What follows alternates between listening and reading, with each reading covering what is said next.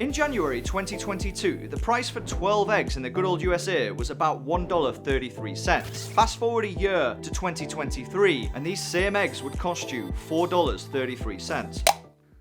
Disgusting. But since January, the price of an egg has started to come down a little, and it seems that the West may have finally got a tame on inflation, which is excellent news, I guess, right? But I'm not so convinced we've conquered inflation just yet. In fact, I'm gonna go out and say it's absolute bull.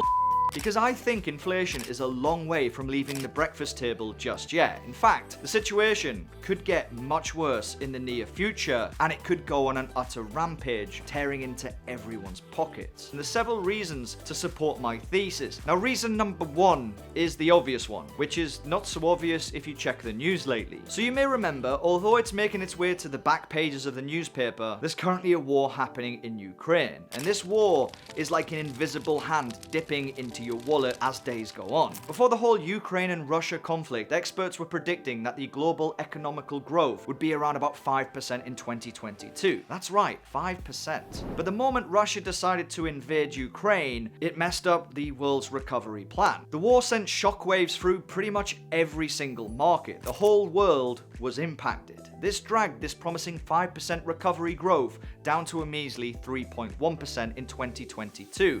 And this year doesn't really look any rosier. The brains over at the OECD are predicting that we're looking at a growth rate of just 2.2% this year alone, which is shocking given the amount of money we've pumped into the global system. So what's all this got to do with the price of an egg? And the answer is everything. These economical shifts in growth are messing up with the supply chain of goods and how much it ultimately costs to get that good to you on your table. One way or another, the supply and the costs of the war are trickling down to your actual grocery bill, your gas pump, and every other little thing you shell out cash for. Get it? Shell? Come on.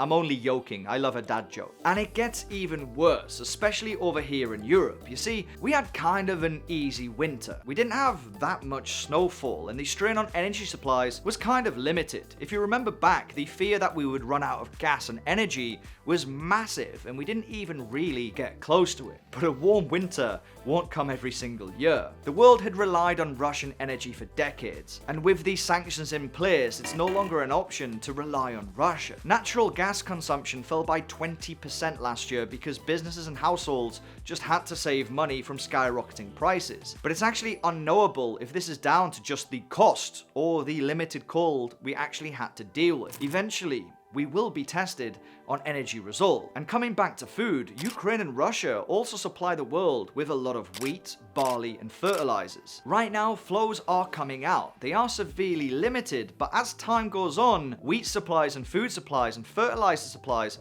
are gonna dwindle. I mean, just look at Western fertilizer companies like CF. Yes, there's a war on in Ukraine, but it's also a war on your wallet. Got your nose.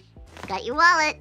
So ask yourself this: do you see the war ending anytime soon? It's been called the Forever War. If the answer is no, then you need to prepare for more inflation in the near future. Now, reason two, while inflation will stick around, is governmental poor decisions. I mean, let's not kid ourselves. It's not just about the war halfway around the world. Excluding the war funding decisions, right or wrong, whichever way on the fence you are, our own governments are waging a little war of their own against our individual bank accounts. I'm not talking about taxes here, although I'm sure they will increase in the future. I'm talking about something more insidious, and that's the relentless printing of money. In little over 3 months, from March to June 2020, they inflated their balance sheet from a modest $4.16 trillion to a staggering $7.17 trillion. And it didn't stop there. By April 2022, a mere 2 years later, thanks to Joe Biden's Inflation Reduction Act, this money pool ballooned to $9 trillion. That means in 2 years, the balance sheet had more than doubled. It seems like the plan for the Inflation Reduction Act actually caused a lot of inflation. As time goes on, the dollar in your pocket simply just cannot buy the same amount of stuff. And a seamless quick plug here, the only real way to combat inflation is by countering it with some form of investment. And I have an eToro link down in the comments pinned there, and if you sign up with that link, deposit and make a trade, you get a lifetime pass to our Discord where we share investment ideas. Now, you might be wondering, why are governments just relentlessly throwing money at every problem? And you can probably guess the answer if you scratch your head. It's all about looking good.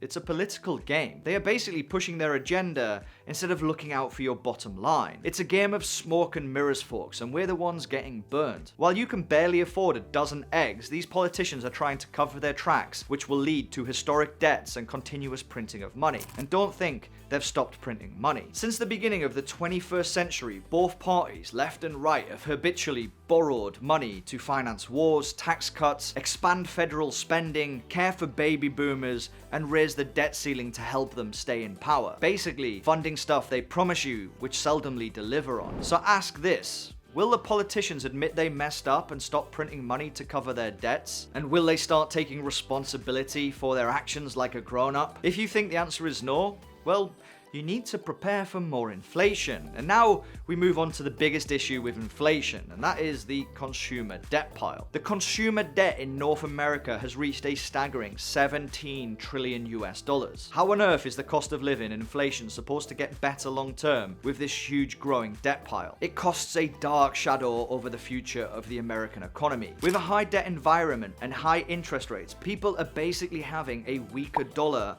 and higher interest payments at the same time. It's like a volcanic reaction and a nuclear bomb had a baby.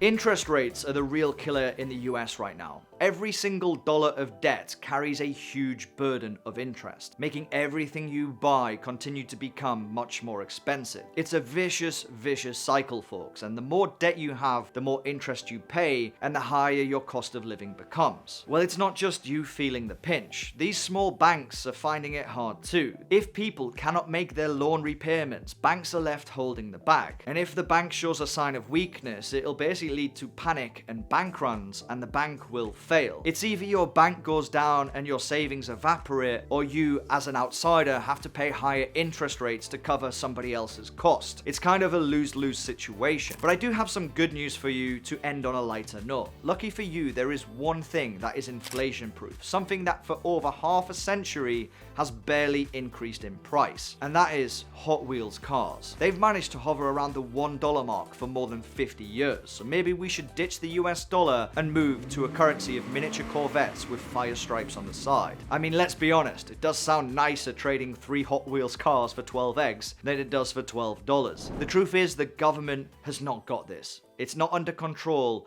and from war spending to supply chain issues to the upcoming money printing ahead of election promises, inflation is here to stay. And even being frugal and careful on what you spend will actually keep you poor, as I show you in this video here. Drop the code word in the comments, which is eggs. It would greatly help me out, and thanks for watching.